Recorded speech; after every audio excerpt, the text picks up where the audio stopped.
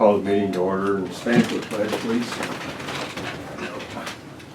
I pledge allegiance to the flag of the United States of America and to the republic for which it stands, one nation under God, indivisible, with liberty and justice for all. Any public comment? Sure. I'm here to voice my displeasure. I'll start out with things that have happened in the past, not with this particular board, but with the Edgar County Board and other boards that it appoints. Several years ago, one of your department heads was stealing $50 every other month for meetings that she never went to. And then the ETS board just said, oh, hell with it, we're gonna okay it, we're not gonna try to get our money back. Well, that was stealing. And then a couple of years ago, somebody got caught stealing at the health department. And if we wouldn't have started writing about it, I really believe that she would have been let off the hook and not charged with the crime that she eventually pled guilty to. And nobody removed any of the board members, the appointed board members to the health department. Now you got somebody that I believe stole from the health department again, and they're just letting her pay back the money and resign and go on with her happy life when she should be brought up on charges for stealing funds that belong to the taxpayers of the county. If you got board members that can't stomach recommending somebody for charges for stealing, I think they need to be removed or at least replaced when their term is up.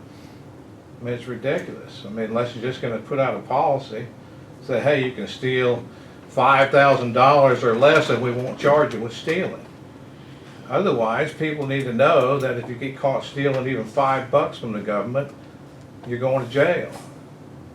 It needs to happen, and it's happened three times at least that we know of. It's probably happened a lot more in the last 5 years or so.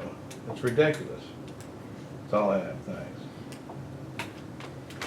Could I make a comment? Yes. The Wanta Health Department has been turned in to state's attorneys. She has been turned in. Good. Thanks. Appreciate that. You're welcome. Anyone else? Okay. Andy, committee reports. Okay. We got our, I guess, start with the insurance. So I got Kurt here. We got our renewal back. Has everybody got a copy of this? Not with me, but I saw it. I've looked at it. Well, it's in your packet. Oh, it's in the packet too, okay. Expensive, you people are expensive. You hear me? Or get sick, or we'll need them. I brought a few copies here. This better be good. It's always good. Eric, you already got a copy? Sure don't have. Take a look at that. Anybody else need a copy? Yeah, sure. Got a little line on the copier machine, but yeah, basically, so we got a renewal from Blue Cross Blue Shield, and the initial renewal went up 11.04%. We went back to them, and they brought it down to 4.57% increase there overall. How much crying was done on the phone? I mean, Quite a bit, you know what I mean? Yeah, oh yeah. Thank you for your service. I did. Yeah, it reduced my wife's 7% then. I guess. But yeah, and as far as the ACA fees, I talked to Jeff Boyd. He had a question if the fees were included in those monthly rates, and they are. And the reason, he had another question why they, and Andy did too, why the rates went up. So on that, here's an email from Blue Cross. They said basically in 2019, those fees were suspended. So then they were re-implemented for 2020. So so there was only a half year. So now it's catching up to, and back in 17 on the renewal, the fees were $930-some. So they're back in, so 2019 only showed a few months there. So where the fees They're not were. retroactively charging. No, they're not retroactive, but they're back being implemented. Which fees are you looking at, Kurt? The estimated tax and fees there on the far right Okay. column. Yeah. So how much is that? I don't have the prices. On last year's was $214. Now it's $683. And you said at one point it was $900? Yeah, on 17 renewals, $907. So, But here's a little email explaining that. 3% that's pretty good. And that's, the renewal's keeping everything, all the plans, those 3 plans being offered, so. what's the difference, just a change in, title? I saw it went from 108 to 208, added the B by C. Right, and I'll get a printout, yeah, I'll get a printout if there's any difference on those plan designs, but, I mean, you know, like we've done in the past, I know we did a lot of work last year with that, where we kind of did a deep dive and tried to pull the 3 best options. And, Right. you know, help us out there. I mean, what's your professional opinion on that? Is really anything we encounter going to make a difference, or? I mean, as far as looking at, you know, we made a margin, you know, making those changes, made a small change, you know what I mean, but Right. most of them are on that, middle plan there, Well, and I assume that the, I don't know which one of those plans was kind of the bare bones, that was a surprise that we didn't have more enrollment in that one. I mean, is that still the one plan, and that's still basically the least Yeah. coverage, lowest cost Yeah. plan? exactly. And then you still have 4 taking that PPO. What percent do the employees have to pay? How much does the county pay? Like- Well, we kinda redecide that every year. That's what the insurance meeting's for. Yeah, I'm not for sure what, it was so many dollars, wasn't it, Derek? We changed it to a percentage. 30%. That's right. Yeah. Six in my head, it was To keep it 33%. simple, Yeah. as simple as we could, so, yeah, it's percentage based, I can't tell you off the top of my head what it is, but, I'll just calculate right now. Tell me what I'm calculating. What is it, about $150 on the average? Do you remember what the percentage was that we set? We Well, that's set what it I'm by a looking at. percentage, and I'm trying to remember. one of the other issue we had last year was a school with concerns about the cost of the family, additional costs. Is there anything out there that has, you say because we have low enrollment on that 3rd plan, that bare bones, is there something that has a better option as far as the family plan, the lower cost? I mean, or is it all pretty much prorated for the plan? Yeah, it's Does that good. make sense? Yeah, I mean, you know, the only other option would be individual plans, which, I mean, you know, what's that? Like, you mean for as far as lowering the family cost? Yeah, no, we're gonna be at the same battle there as we were last year. Didn't expect a phone call. Yeah, so like you can see one plan, maybe I'll open up a smidge on the family. I was thinking on the children plan there was.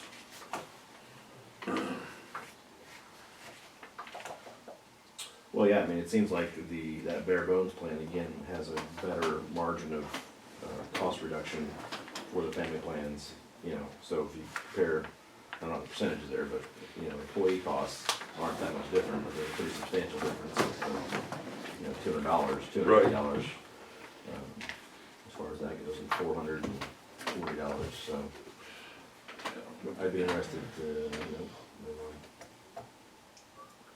so it would show us how many we have enrolled right now. We don't have anyone enrolling children. We did have at the start of last year because there was one who had a son who had a 2 or 3 month I mean, the price really shot through the roof on her, but he was starting a job shortly, so she enrolled him for a short period of time and pulled him off. But Right. the way those rates went up, nobody could keep their kids on it. Yeah, even nobody taking family plan, employee children, and then you have 2 employees taking employee spouse between the 2 plans. And the main plan that everybody's on went up $11 there a month on that MPEQ 1Z07. It was $766.95 a month last year, it's $777 this year. But then, then you gotta add this taxes and fees. No, they're included in those. That's in, all right, Yeah, all right. they're included. I was looking at that thinking, okay, that's Yeah. outside of it. No, they're included in All those. right. I got verification from Veronica there at Blue Cross. So is that's basically what caused it to go up, was the taxes and fees? What's that? Is that basically what caused? You can look at it that to go way, saying, yeah, you know, Right. We also had some pretty substantial claims this last year. Yep. Yeah. Are you gonna be available to talk to the employees and give them a rundown on all the stuff like that? yeah, yep, sure can. That's beneficial, so. I can meet with you, let on the side, you know, one. I'm gonna need you one of these days. Okay. I'm gonna bring 6 guys with me. When does this go into effect? October 1st. Yep. Hey, this is a But, yeah. question, do you insurance people know that, you're taking risks just like everybody else, and, you know, you have a claim and they pay that and then they drop it? You know, anytime they gotta pay up for something, you just get rid of it. Does that seem right to me? I'm not talking about you specifically, just insurance in general. Right. You have a claim or two, they're legitimate, new roof or something on your house, and they say you got one more claim, your ass is gone. Right. That's felt like something. Yeah. Did you guys not know you're supposed to take a little risk too? It ain't just us. Huh? Insurance for the catastrophic stuff, Lud. Nice things cost money, right? Yeah, I've heard that before. Otherwise, we still wouldn't. I'm so happy. Yeah, I pay half of my wife's insurance because of you. I know. You know, we're out here every day trying to make it cheaper for you, Lud. You ain't working.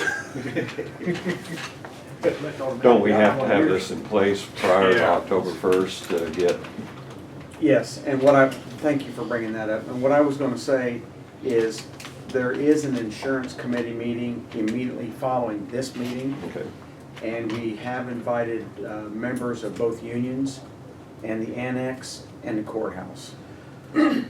So we can look at and discuss all the details.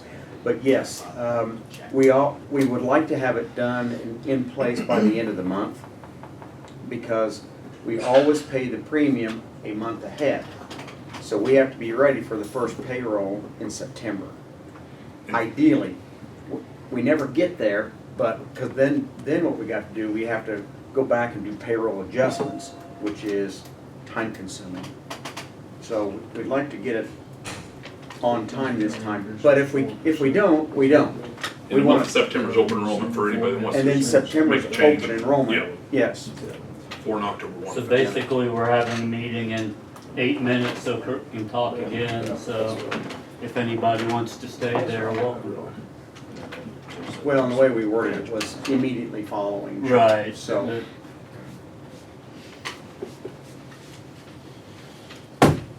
Thanks, man. Oh, you're welcome. Thank you. Appreciate you coming down. I'll be here for the next one, right? yeah. I'm sticking around, Lud. Hang I had to say all I had to say, I won't be here for the next one. Oh, I'm on that. it's a shame. It's open to the public. Encourage. Yeah, the ones that the teachers' parents pay for. We, You get all the guest stars today. I do. I think I see a few more gray hairs over his head because of us. So. Yeah. No, it's fun. My favorite board. Corey said he was gonna be. Jesus, you need to get out more. I just said that in the morning. That's weird. We need to get together and figure out what we're gonna do as far as, but I need some constructive figures as far as, do you know when we, the suggestion was made last time, or the comment was, we need to know what we owe for the present courthouse restoration project that we start paying on. I need those figures before I can push the next thing. So you're looking for the balance of the debt that we're carrying on that project? Yeah, when I, Okay. yeah. Because I can get that for you, but so I didn't that warn is it. to answer concerns about just how much we How have much we paid out, how much- right? well, yeah. Because it's not necessarily about payments, because there is a plan in place, one, in effect, and two, by proposal, right? We have a pretty good understanding of both of those, right? Yes. So it's more about just how much debt do we have outstanding as a county? Yeah, I mean, there's an amount, I mean, basically the plan that Corey has presented and gotten us, the one that we were presented, I mean, half of that's we're paying now. I mean, it's in energy usage, half of it we're paying now. Right. So the other, what's up in the air is the remaining amount, which is around. So, maybe just, Ori, since you're here, can you talk a little bit about how you guys build that piece out? Not the actual utility bills themselves, but, you know, just get everybody kind of a warm fuzzy on how you build out the maintenance replacement costs and how you factor that in, how that affects you, you know, because I mean, that's, I think, on a lot of people's minds, that's a big number with a lot of those. So For sure. you kind of just help everybody Yeah, understand. for sure. So yeah, obviously, like Andy said, that about half of it is covered by straight utility savings. And just to, I brought this because Andy requested I bring this for you guys. You guys have wiped out about a hectare for us. I know, we got through a lot of paper, but, this just gives you an idea. These are the previous two projects that we completed a measurement verification on, that they're Bill Clark's projects, which is, he's the lead design, the project director for this project. He's been here several times to present to you guys. So it just gives you an idea of how that measurement verification works. So on these projects, they were guaranteed, on the first one, the Franklin County one, they were guaranteed in the ballpark of 94,000 and change, and then the actual verified savings was approximately 13,000 more than that. So I just want to show you guys this, because obviously there's sometimes it can be less, sometimes it can be more, but the goal is to obviously that guarantee to make sure that that's worst case scenario for you guys. And then beyond that, that's hopefully there's going to be some surplus. So obviously it's harder to plan for that, but I just want to let you guys know that is the ultimate goal. So that hopefully gives you a little more, you know, the warm and fuzzies a little bit with that process. And then back to your question, Derek, essentially there's a firm, easy O&M that we can very easily figure, and that's based off of material only. So we're not calculating labor, or not calculating all these other factors that can kind of go into that. It's just a straight material cost, because we know that this piece of equipment is going to last longer than the piece of equipment you have now. So there's some material savings that is legitimate and real. And then in addition to that, there's another number, and that's basically there because that's what's needed to make this project cash flow in the term that we need it to cash flow in. So this is a contribution that we can attribute to replacement savings, knowing that 90% of the scope you guys are going to do anyways over the next 5 to 7 years. So that's something that can be used for that. And then beyond that, just other residuals. So at the jail, for example, we're going to be putting a water softener in. Sheriff knows all the issues the hard water causes. There's been a lot of ashy prisoners lately, so. Yeah, exactly. We don't want to waste all that lotion on them. That's right. But the issues that you run into on your plumbing and valves, on the boiler system, all those things get beat up and it restricts their life expectancy because of the hard water. So that is something that's going to help. It's obviously not an energy savings aspect, but we're doing it because we don't feel comfortable putting in new valves knowing that they're not going to last quite as long just because of the water situation. So we want to make that part of the project. So these are the things that we're trying to think of and include in this project that are beyond the energy savings aspect, just to make sure we're not putting crap in that is going to cause you guys issues in the next 3 to 5 years. We want this stuff to last a very long time, so we're doing these additional items, and that's kind of where that additional cost comes in. So it's assuming that that money's going to get spent regardless, and the easiest way to look at it is probably over the term of the project, there might be maybe $250,000 that's being spent in addition to energy savings. That's to get a scope of $1.1 million worth of stuff. So if you want to look at it that way, it makes it, oh, we're paying $250 for $1.1 million. That's a pretty good deal. And obviously beyond that, the courthouse situation is, like Bill is he's very excited about this project, and that's why he's come out so much for it, because he is very excited about how he's going to leave that courthouse, because he knows that he's going to put it in a spot where it's going to be good for a very long time. Not only with the lighting, because we're not just putting new tubes in, it's going to be architectural fixtures, they're going to look great, and the courtrooms and the offices, we're adding central cooling to the facility that doesn't currently have, and that's huge. We're getting rid of those window units. And then the other big piece of it that we've talked to Andy about a lot is that this VRF system, it's going to be in a spot where when you guys have to start replacing the split systems that are upstairs with those ugly units up on the balconies, you're going to be able to start implementing those into a VRF system similar to what we're going to put in. So that's going to start eliminating those units that are up there. And I know those are an eyesore.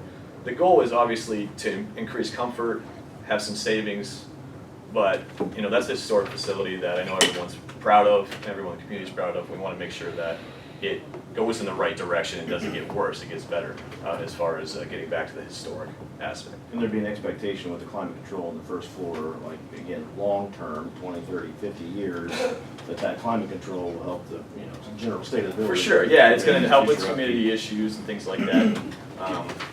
And I talked to Augie offline, because I know there was some concern about having control of that, and I think it's definitely gonna increase the comfort that's in there.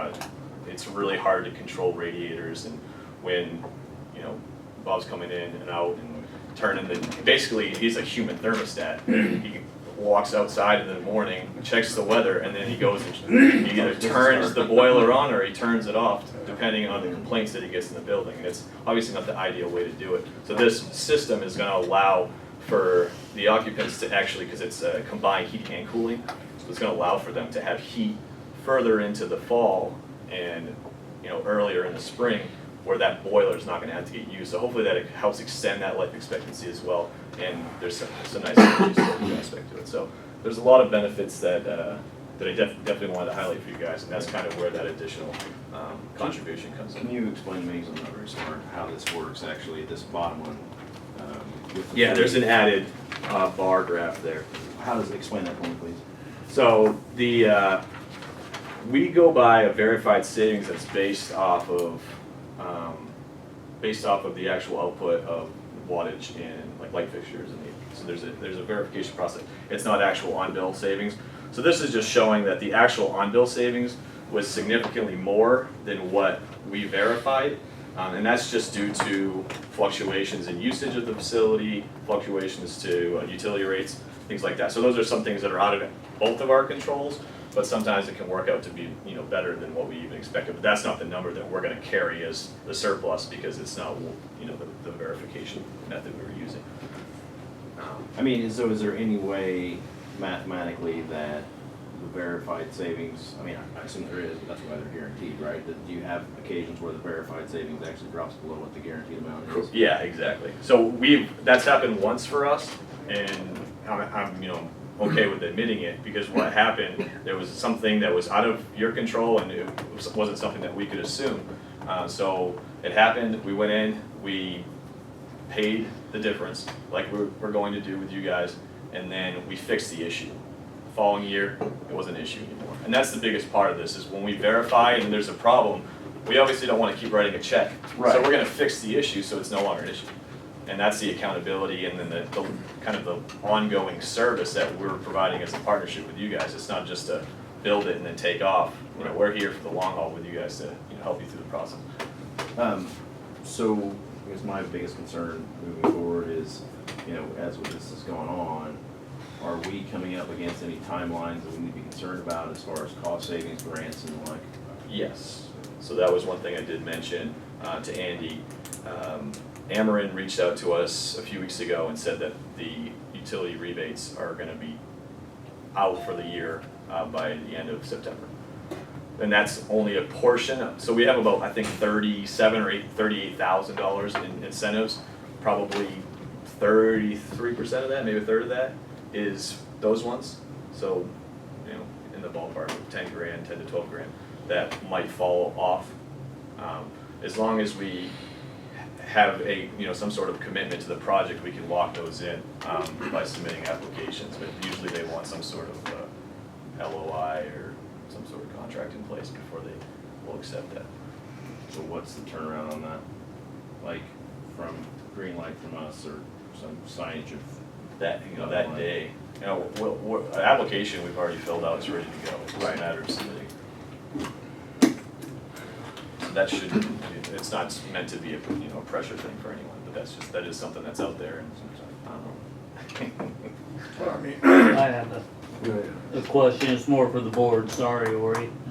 I don't know if you know as Public Health Board, correct me if I'm wrong, but didn't we come up with a potential contract between Public Health on their part of it, and it was submitted to the state's attorney to be reviewed, and I haven't heard anything. Does anybody know where that stands, and, you know, was that done? I mean, No, I to this kind of point, it remember hasn't. hearing it was done, but. Well,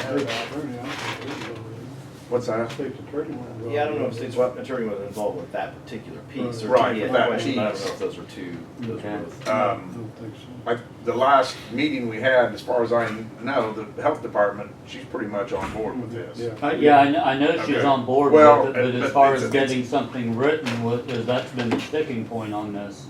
I mean, as far as I know, that's I all can we're get that waiting part on. of it done, and Okay. have him do that, but what we've got to decide is how much we want to spend, or what we can afford. I mean, this, The health department's portion, I think it was about 7,000 or 8,000, and they saw that as a huge, easily, No, yeah, I easily to know offset. they were all in favor of it, No, I was we're just all on mentioning the for same the page, cost. it's just as far as us having the paperwork. I Right. mean, I thought that was kind of our sticking point on what's, well, the first years, what we would pay would be 75, 533.08, and then you gave us a couple different plans as far as payment too, correct? Yeah, and the good thing is that we waited, the rates keep Right, I was dropping, gonna so say, that's I think actually, rates are going that's down. one benefit for Right. that. The health department's portion would be around 23,218, ours would be 52,000, I got an extra something in here, 52,314. Of And we which, broke the highway out as well, just. in yeah, case and that was something. yeah, and I didn't, yeah, they're, It was a small, yeah, it's pretty 14,000, minimal, as I yeah. remember. it's a small. but of that, what you're saying per year, 22,000, according to this schedule, 22,000, that's what you're gonna realize, and we're spending that a year. Yeah, that's just going hammering and, That's a real realizable savings. yeah, that's an easy one. Avoiding lighting material, those two are ones about 27,000. Would be a little more harder to determine, but Yeah, we figure probably about 10,000 of that is easily trackable, and the rest it's is kind just of lighting costs. that what you spend on light 17,000 bulbs. or so that's Okay, more of a replacement savings. so that's really what you gotta look at. That's, Mhm. we're spending that right now. It's the other amount. Well, and again, so in my mind, just to go back to what all of us think, in my mind, those, well, maybe I need to ask a question.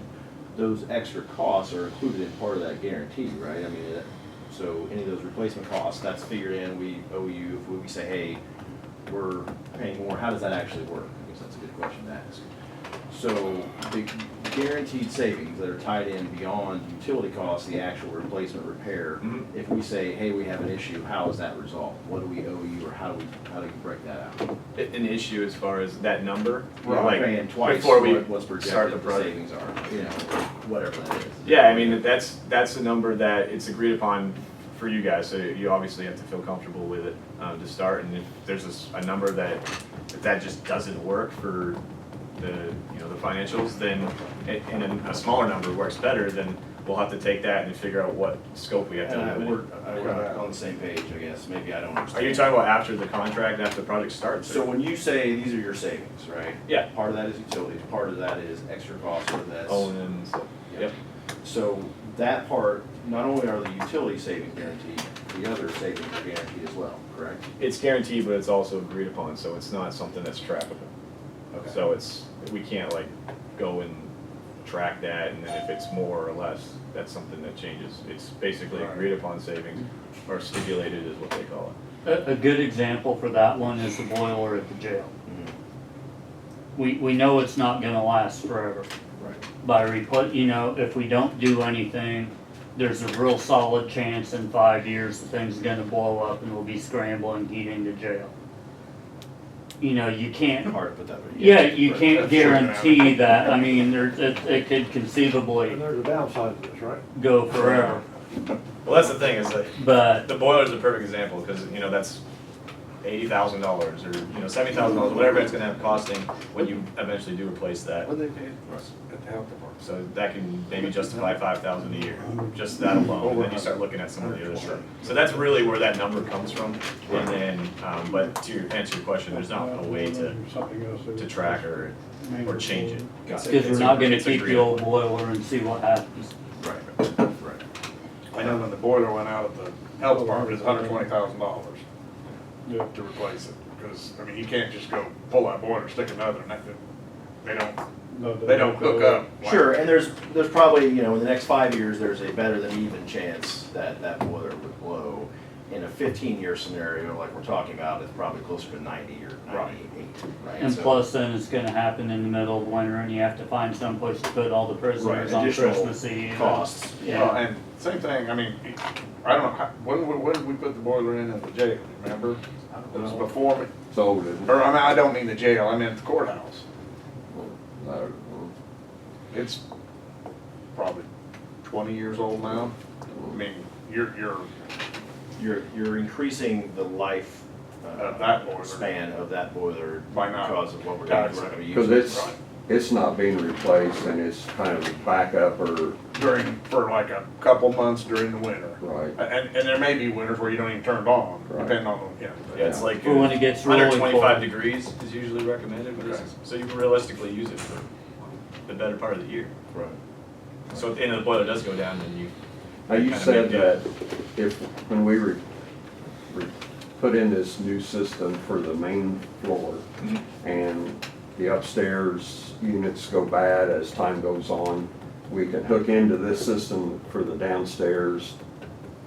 Yeah, you would essentially need to put in a new condenser outside, but it would just be a new condenser, and then all it is just this 1-inch refrigerant line and these little consoles. So as you kind of wean off of that, then really the only, you know, if something breaks on this new system, it's just replacing a console, which is, you know, a few $100s, $500 versus replacing an entire condensing unit. And Part of the costing you plan $5 is the farm, right, that's somewhere on the property that has all these units, is that right, Mike? Yeah, so right outside that, It's one big one. One big- yeah, it'll probably I be mean, one not or that two big. units, yeah. I mean- They're It'd be two if you had the upstairs, but initially it's just one unit. What's roughly the size of the unit outside? they're usually 4 or 5 feet tall. So we're gonna actually, outside the lower level exit door, to the left, it's all kinds of utilities and junk anyways. We're just gonna basically carve out an area in there, put in a little retaining wall, a concrete pad, and just set it there. So you will barely be able to see it from the street, and hopefully it's not quite as bad of an eyesore as the ones that are. But it's similar to the regular air conditioning unit that you'd see Right. outside, it's just a little bit taller usually. And I expect it to be easy to expand that to handle eventually all the buildings Yeah, so you can add it. right there. And then that's hopefully the thought over time, is that you get all the ones off the balcony and you just have them down in that one spot.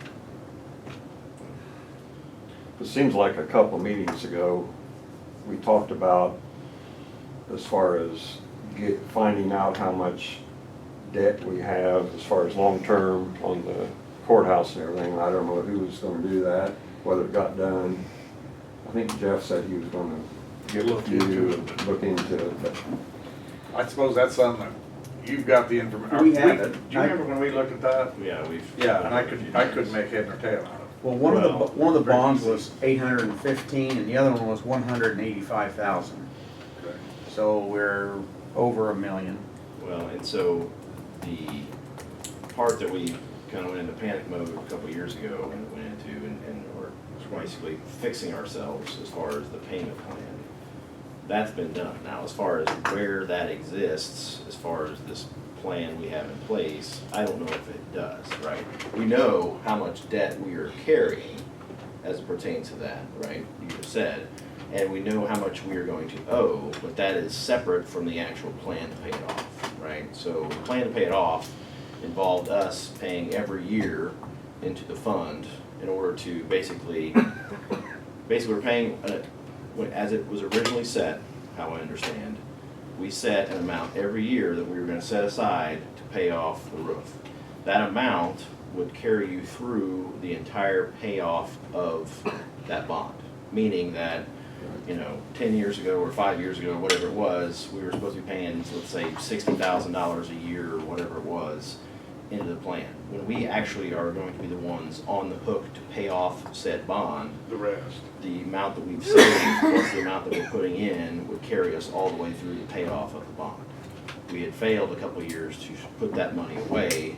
Last year or 2 years ago, we put a big payment in and set a new payment that was slightly larger than the original in order to carry us all the way through. So I think where we're at now, as long as we maintain the status quo, that is taken care of. There's not gonna be next year this surprise, hey, there's $200,000 we owe, right? So, Is that your understanding, Carl? yeah. Okay, Yeah. all right. And- Okay, I'm sorry. no, go ahead, I'm not real clear on I was where just that is. going to say, and I wish he was here because, you know, unfortunately Jeff's the one that has the budget It's the numbers. first time that's ever been said, but. Yeah, I kind of regret saying it, it could haunt me. Camera on? But, you know, I have got, the indication I have gotten, and I guess I have never actually heard him say it, is that, you know, the numbers we're talking about on this are feasible with our budget. You know, yes, there could be a little bit one way or another, but it's feasible to do it. And, you know, I think everybody's expressed the interest. You know, in my mind, the holdup has been having something in writing with public health to make sure that we don't accidentally get on the hook for them, you know, 5-10 years down the road when different people are handling all of it. Right. Well, and I feel like we've backslid a bit because we were all on board, we all agreed, we were waiting Yeah. on the health department, now we're back to like, why does this work? It does. I Yeah, don't have a single problem with this plan. I think it's the right thing to do. I don't know if there are those of us that have questions or concerns. Now's the time to get those answered so we can move forward. But, Yeah. you know, as far as the financing and talking to Jeff and the other conversations we've had, this makes a lot of sense. And so, you know, and it is the whole idea when we, you know, the very first time Smart Block called us, it's budget neutral. Now, I understand there's some leeway and there's very real concerns and questions we have to have answered. I feel like they, for the most part, have been. yeah, So it's just a matter of what are the gaps, because we are on the clock, and we, you know, this indecision or this backsliding could end up potentially costing us $10,000 plus. So we need to get on the horse. So if there is something as far as paperwork being done, we need to get that handled. We don't want there to be any questions as far as the board that we get to the next place where like, hey, everything's done, and it's like, well, wait a minute. So let's get those questions answered now. Yeah, but I haven't talked to Jeff in depth, but the last meeting, after the meeting, we were talking, and we both had concerns that, you know, the courthouse payments that we got from the work that was done in the past, we got this, we're gonna have to borrow money. Future courthouse repairs, Right. you know. Voting is there- equipment, Pardon? voting equipment, we got debt for that. Yeah, you know, these are all things that, you know, we obviously don't have money to just write a check for, that we're gonna have to borrow money, whether through bonds or whatever. Are we gonna get to the point that maybe we can't borrow all this? So our total debt load is your concern? Yes, that was both me and Jeff's concern. So that's where I wanna find out where you are on that. Well- Because I'm not real, That was why here after Okay. a meeting or two ago, someone was supposed to get that, to have us take a look at it, where we're at on everything and see, and I don't know that that's got. Yeah, and I think that's a real concern. I say, I am not worried about the payment of said debt, but the total Right. But the debt, debt load. I wanna know what that looks like and Right. what. And we this go to is purposely set up as a leasing agreement, so that doesn't affect your bond capacity. So that's purposely how these are set up, so that it does not cause that as an issue in the future. Just, That's good enough. so it doesn't affect. Yeah, the because it's bond. technically a lease, not a debt. So, I mean, does that answer the concerns? I mean, Somewhat. that's- Somewhat. So, Is Jeff gonna be here Wednesday? Yes, Is he? Okay. and I'll have those numbers for you. Okay. We need to get that. Did we schedule a buildings and grounds for after the board meeting Wednesday? There is not one been scheduled that I'm aware Could of. we? Go, we can. Yeah, Well, you sure, yeah, you could, it'd have to be later. 48 hours is 20 after 10 in 2 days from now. So I have to get back, I have to get it posted, so Okay. realistically, Afternoon. you're looking at, yeah, it could be late morning, but early afternoon for sure. Okay. Sounds like we need to get one I scheduled, definitely do. so we can look at these figures and find, maybe make a decision on this one way or another. Right. I mean, I love worry, but I just assume not have to have it. I'm sure he'd sure not like to not be here and just get this started, you know, or at least have him be here in a different capacity. When you did this project, did you take into account, for example, electrical upgrades at the courthouse that are gonna be necessary in order to hook some of this stuff up? Yeah, it's turnkey, so if there's any little nuance or, down to the smallest paperclip is included. There's no change orders, so I haven't emphasized that enough as part of this. There's not gonna be any change orders as part of these projects, it's guaranteed cost. So There if are no something comes. change orders? Correct, so if something comes up during the construction that we screwed up on, that's not gonna come back to you guys, you probably won't even know that it happened. We're just gonna eat the cost and we're gonna make sure it's set up correctly. So that's a big advantage that sometimes can be why some of these projects end up being way over budget because of those issues. Because that was a big concern of mine, not that portion, but a big concern at the courthouse is. What do you find when you get into it? No, but you've got such a hodgepodge of people got desk heaters, people got air conditioners, and we were sitting at the meeting that one day and everything went out, and I looked around and Terry Quinn goes, oh, it's probably just a circuit breaker, that happens all the time. I thought, oh, that's great, that's real safe. I'm afraid something's gonna burn the place down. I'm sure that the old screw-in. Well, they've got breakers, but Oh. they reset them a Fuse lot. box, I guess I should say. But, and I don't know if you're ever up, probation used to be a big, extension cord that ran through one of the things, and I'm like, what's that? And they go, well, that's for, the heater in, at that time, it was Weston, that was the heater in her place, and the big extension cord, and I'm like, this is, anyway, that's a big concern of mine. Well, I have a feeling that a lot of that stuff wasn't in the analysis of our building, maybe somewhat, but like, yeah, all the under desk heaters and stuff like that. Yeah, we don't factor that stuff. Yeah, so I mean, talk about, Hopefully you can eliminate. probably should some have a of it. big, yeah, an improvement in our bills beyond what's already projected, so. Anybody having more questions on this? Okay, all right. Thanks, Corey. Thank you. And we'll see if I get the meetings set up for Wednesday maybe sometime. Anything else, Andy? No, I'm done. No other guest speakers? It's quite the dog and pony show, Andy. Mr. Brenner? Had some complaints at the animal shelter that Andrew's not answering her phone after hours when they have a animal issue in the county. I don't know what her contract says. Is she on I don't think she has a 24/7? contract. Does she have a contract? I'm not aware of one. I need to talk to her about that, but I don't think, if she's gonna do that, then she should be compensated to be on call. She shouldn't be on call 24/7. Right. And she only, what she makes is not that much anyway. And it's voiced by one sheriff deputy, and he said the, police have been, complained about also. Yeah, so they call the assistant and she deals with it. Right, and she's out in the country somewhere.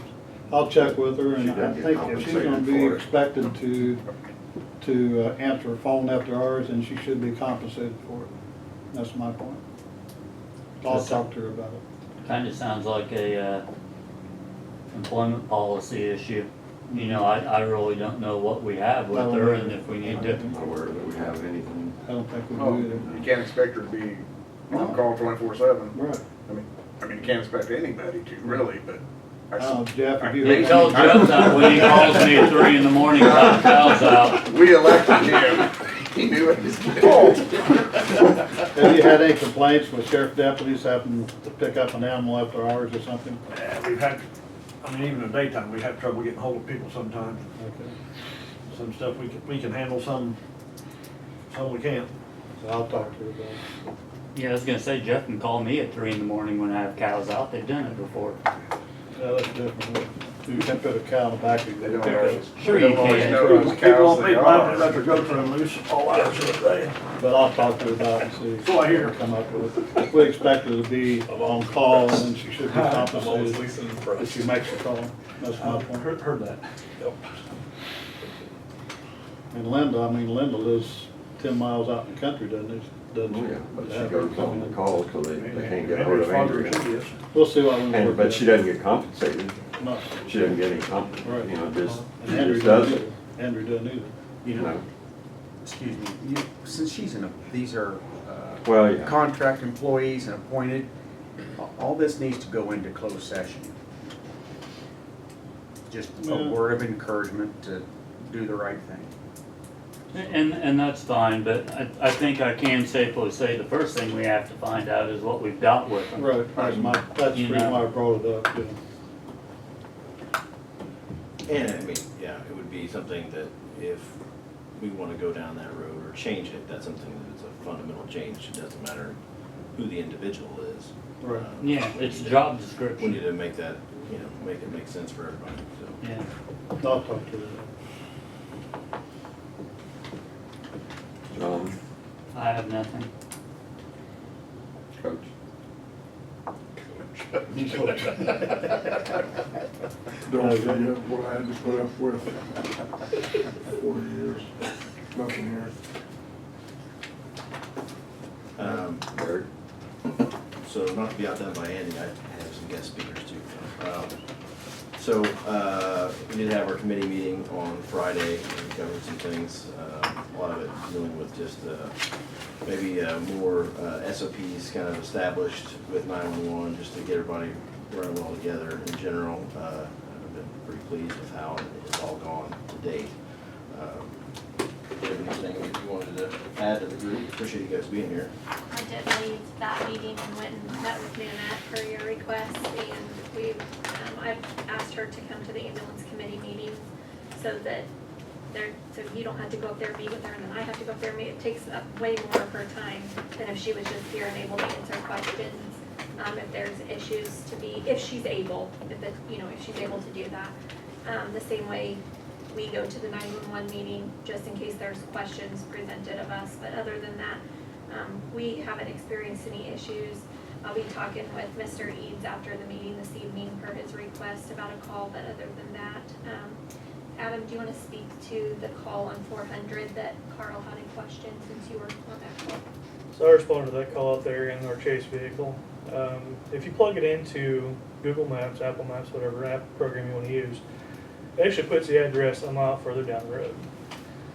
So I believe that's probably what the crew is working off of. Plus the marker on the road was not the address that was given. The actual 911 marker sits up the lane. So if they're looking for that marker, they were not going to see it.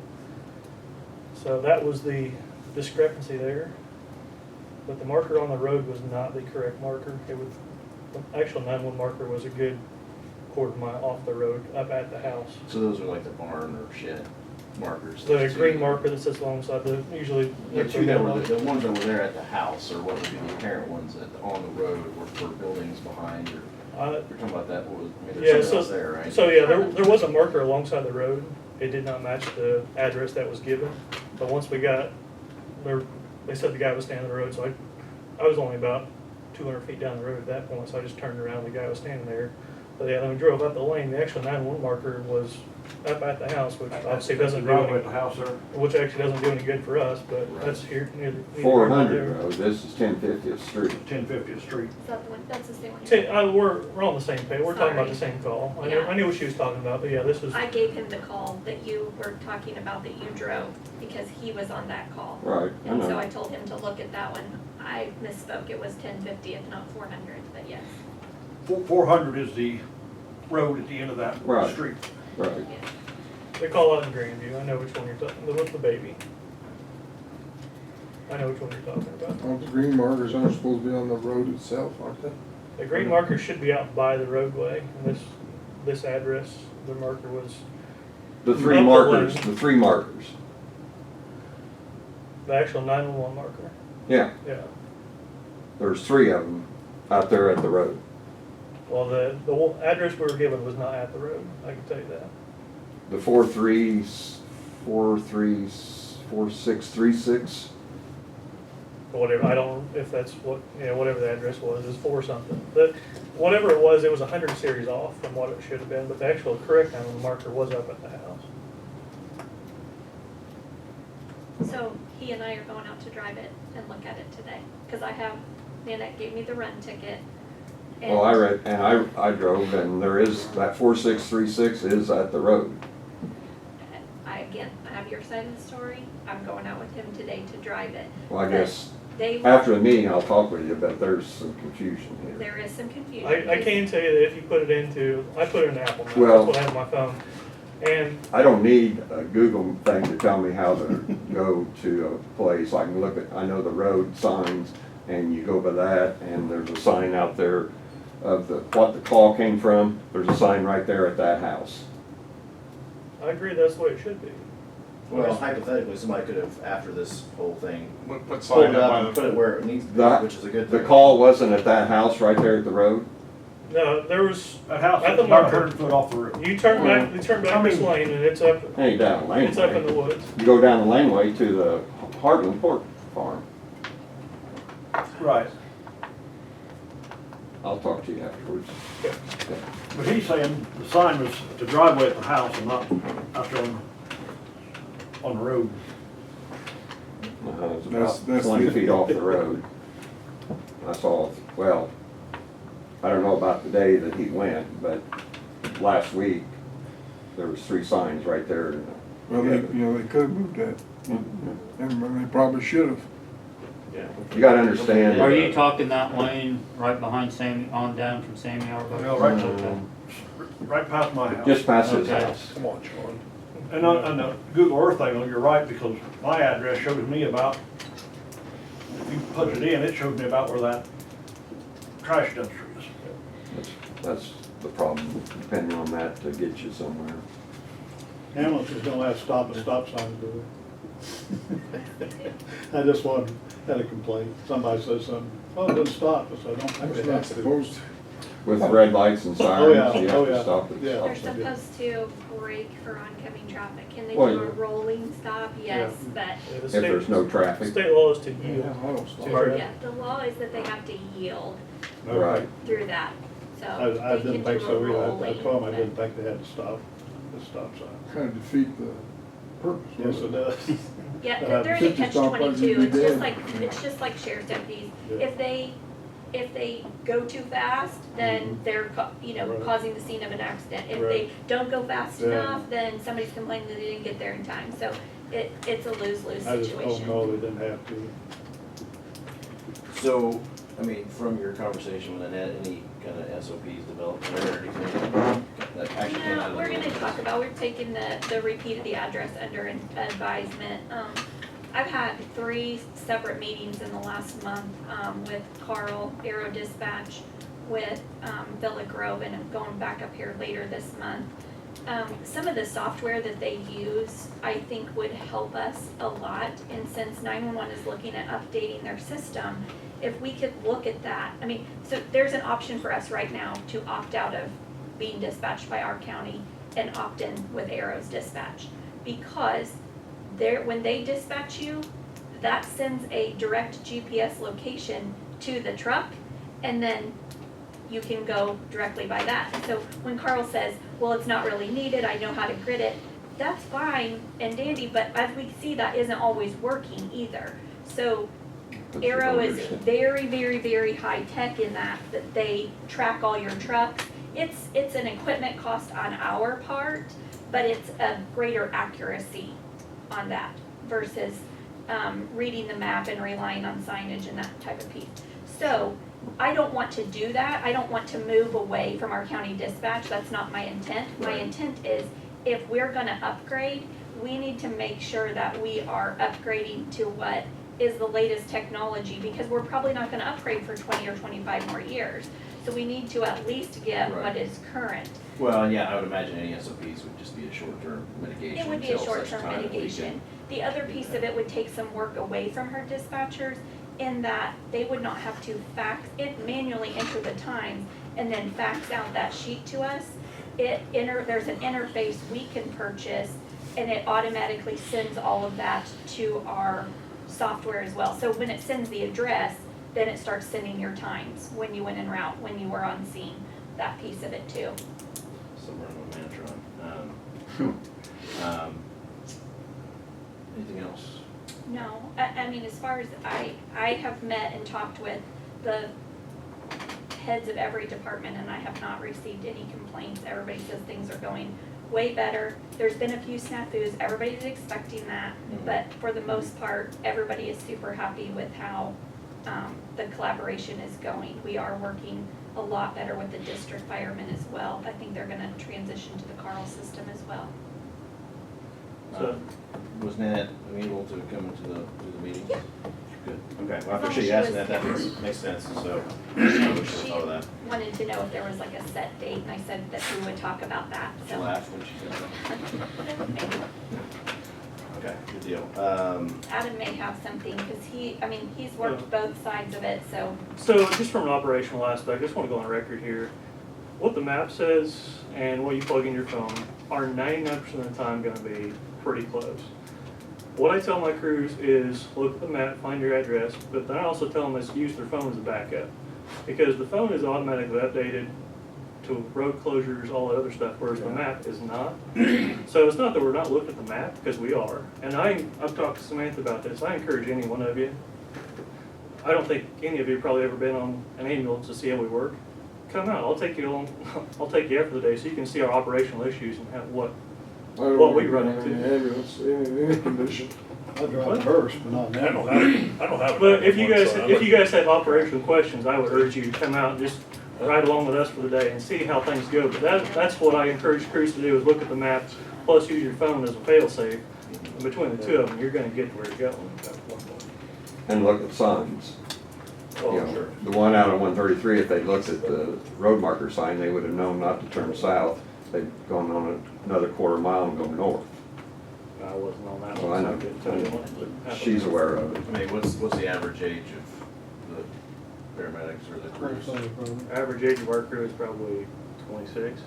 Yeah. So 24. Oh, well, So well, I I would was say closer to Probably 30. closer to 30. Yeah. That's what I thought, so. Is age an issue? Yeah, well, it That's is, what I because wondered. we're talking about Whether- how what people you- operate and how they navigate, and so. Yeah, you ought to Whether- agree to give whether you directions use to my the state 20-year-old farm son. app, It was or just whether a you use question. your phone I when would you're say going that you somewhere. guys are 1,000% better than your average Joe as far as knowing your way around Well, without. and here's the example, Kirk has lived in this same house for 20-some years. This one for 11 years. 11 years, okay. He doesn't have a 911 sign. He just told me, I'd like to have a 911 sign. So if we were looking for 11515 East 1100 Road, he doesn't have a sign. He doesn't have a green marker. So we find that Mine's in the top of the. continuously. What's So, Well, everybody knows where you're at. Well, yeah, but. not necessarily. I mean, I'm dealing with a complaint. Right, this Dispatch guy- got called, they didn't know where you dispatched were at. out to the old Kroger. Well, my crew that was working that day, they didn't know where the old Kroger was. They weren't from here. So they weren't given an address. And so that's something that I have to work through with dispatch. I needed an address. And so the caller is saying, where are they, where are they? And you can hear the medic going back and saying, can I have an address to this, please? I don't know either. And Somebody she said- says next to RP lumber. Well, thank Where the hell is goodness that? they're driving by and see that in the reverse and then have to turn around and go back. So again, it's just taking some, like I said, they're snafus, they're human, we're all human. Nobody comes to work every day to do something bad or screw something up. But it's gonna happen because the dispatcher assumes everybody in that truck knows where the old Kroger is, and they don't. The final piece of this puzzle, this call that Carl's referencing, it came out at 5 in the morning. If I wake any one of you up, is your brain functioning 100% at 5 in the morning? I mean, honestly, no. That's not to say that we can't find the address, but like I said, we're using this as a backup to make sure we can get these addresses.